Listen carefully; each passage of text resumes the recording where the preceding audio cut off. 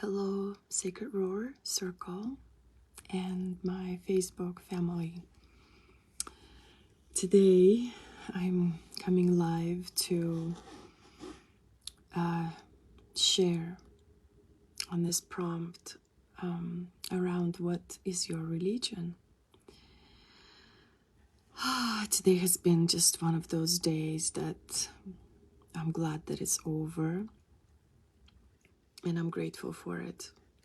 Grateful for teaching me once again to be humble, reminding me a little bit about humility. Hey, Gerald. Is it Gerald or Gerald? So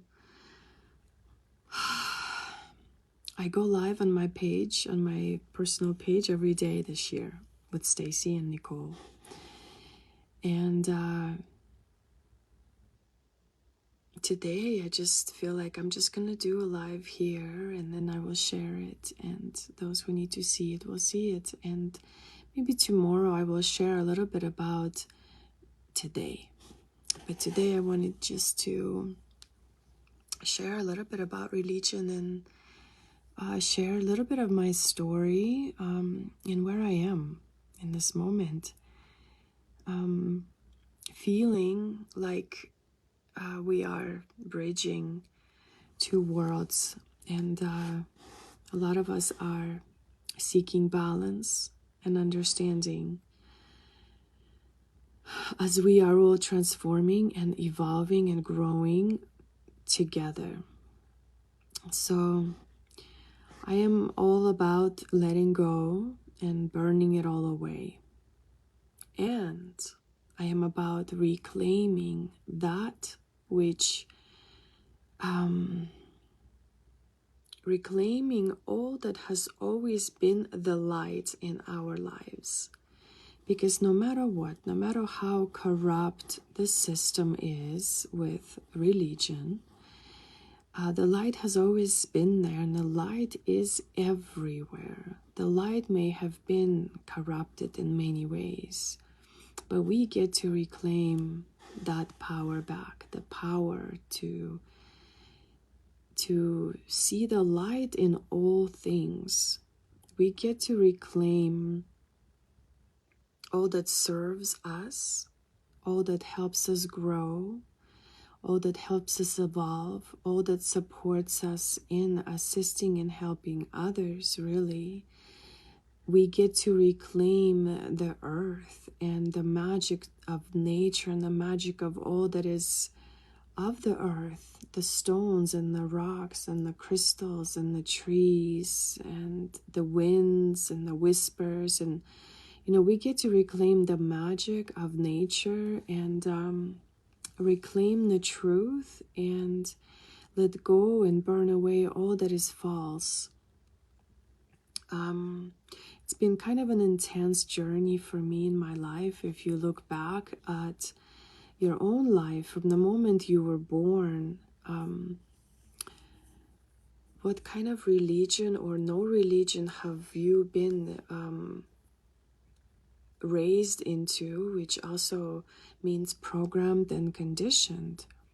So growing up in Russia, in the Soviet Union, I was born into an atheism. So Soviet Union is known to be, even though there is a Russian Orthodox Church, but during Soviet Union, the Russian Orthodox Church wasn't active at all. And the churches that were there were just kind of like mostly underground, but it's not hidden or anything, but there was just not really anything going on. And if there was, it was only for like old folks, for old people. No one knew, like it wasn't popular.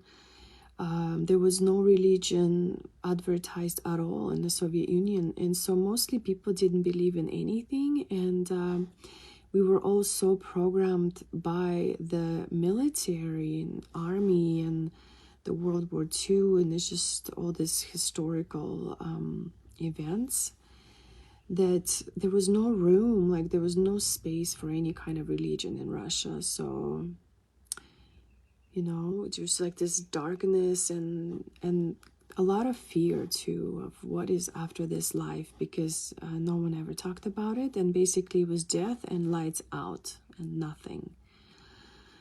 So then at 18 years old,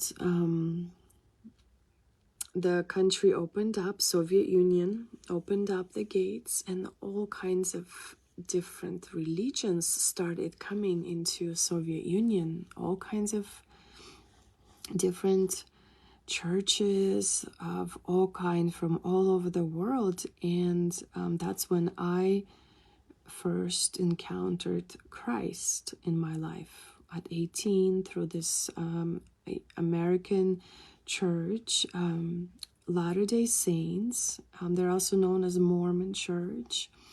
It's pretty popular. And so I had an incredible, beautiful spiritual awakening through Christ. And it feels like it had to happen at that time through a religion. So it just happened to be this specific church that actually eventually brought me here to where I am now and in the United States of America. And so my time in the church was in and out and then in again for a few years. And when I look back, I understand how much of a conditioning that is, and programming, and how limited I was, how afraid I was, how ashamed I was, how much guilt I felt, how unworthy I felt. And it was just really, really interesting to feel that way, and then eventually getting out of that as well. And in that moment, finding myself that believed in myself. Finally, I could believe in myself, and did a lot of healing around that, healing the shame and the guilt and the fear throughout the years of being in religion and being fear-mongered by this Old Testament father that is just so, there's just a lot of fear there. And so there was a lot of wounding there as well. I had to overcome and heal the wounds around feeling that, and feeling kind of betrayed by that true energy of God that was eventually found through my own growth and found from within myself. Nowhere external is there that can fulfill that. Inside of myself, it can only be found within us. And so, you know, there was a little bit of also period of a new age, period of my life of being in like this blindness of new age, that also I had to come to realize that a lot of that is also corrupted and programmed, and just really waking up from all conditioned beliefs, from waking up from all limited thinking, and from anything that tries to keep us in any sort of control or fear, or anything that doesn't feel aligned to the heart. So to me, that's where I finally was able to find myself, that religion isn't any place or anything, and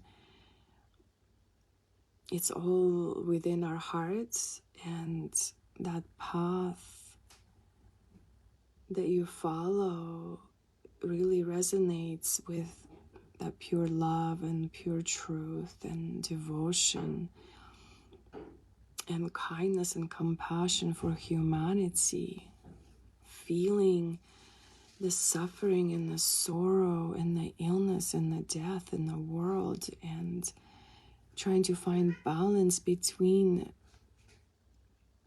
the two worlds of this physical world and also the inside, inner spiritual world. And letting go of all the external tools that are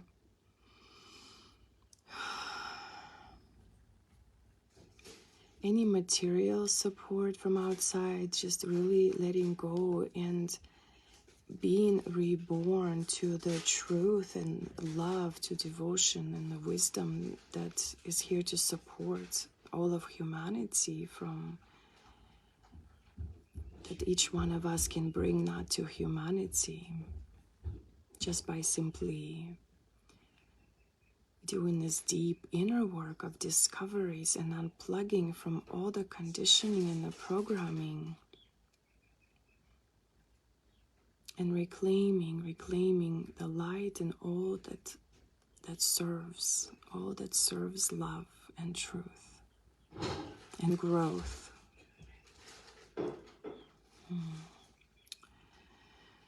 So reclaiming all the stories, all the myths that live deep within us, all that we remember.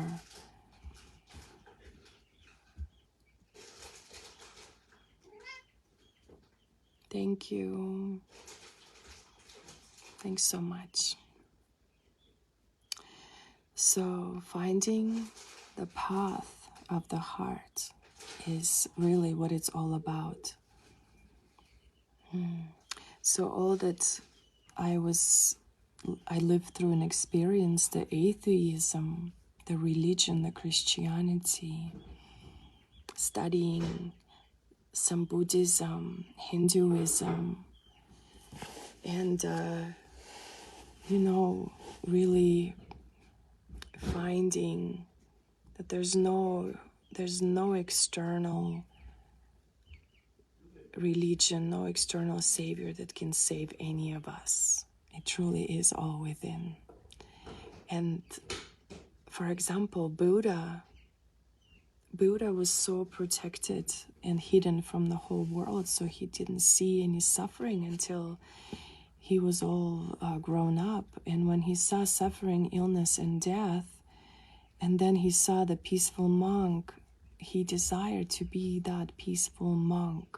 And it took him some time to really find that peace and the balance between the worlds, the peace and balance of that no matter how much suffering, illness, and death there is in the world, we can stay at peace. We can stay at peace and see a bigger picture of life, and how we get to tune in our instruments that we play. And that was the inspiration for Buddha, is the middle path. If you tighten the strings of the instrument too tightly, they will break. If you tighten them too loose, then they will not play. And if you tighten them just right, they create the most incredible music. And that was the inspiration for Buddha, to seek that internal wisdom and to find the middle path, the path of the heart. It's not left, it's not right, it's not anywhere in below. Just really feeling in the heart energy that is here guiding us and have always guided us. And the mind sometimes can lie and deceive us. The gut can often be afraid and not help us instinctually. Our roots can sometimes not be truly grounded. Our voices can be stuck and silenced. Our visions can be blurry. But it's in the heart where we can truly feel that love and truth that ignites our souls on fire. And that's when we know this is true. That deep inner fire that shows us the path and helps us and supports us in whatever we're doing. we can be finely tuned instruments, yes. We can create that healing sound, healing music, healing words into the world, and spread the love and truth. That's what it's about. Kindness, compassion, however it shows up for you. And if it shows up for you through religion, that's incredible. If you can see through religion, through all the programming, and stay free and stay aligned to your own path, then you have mastered how to live between the two worlds, and how to continue serving no matter what system we often belong to, and maybe not yet can free ourselves from. And so, finding that liberation in our hearts, first of all, freeing yourself in your heart from any chains, any ties, any fear, shame, guilt, and doing the work, and finding that inner God, inner goddess, inner divine source, power of love. So my religion is in my heart, and wherever my heart guides me, I trust, I feel, and I know. And today, like I said at the beginning, it hasn't been an easy day. For me, I feel a lot of pain, a lot of wounding, and it is so collective. And this multidimensional work and mission isn't easy. Sometimes you just want to be human, but that is not why we came here. We came here to really help others multidimensionally and collectively. Thank you. This feels really good to show up here and to share. Sending you all so much love. Happy Easter. Remember that resurrection comes from within us. The resurrection of our souls. The reunion to that true inner beloved.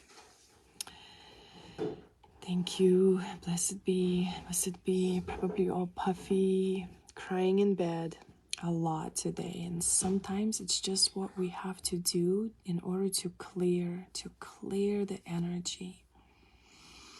Take it easy. Don't be too hard on yourself. Thank you for showing up, for tuning in.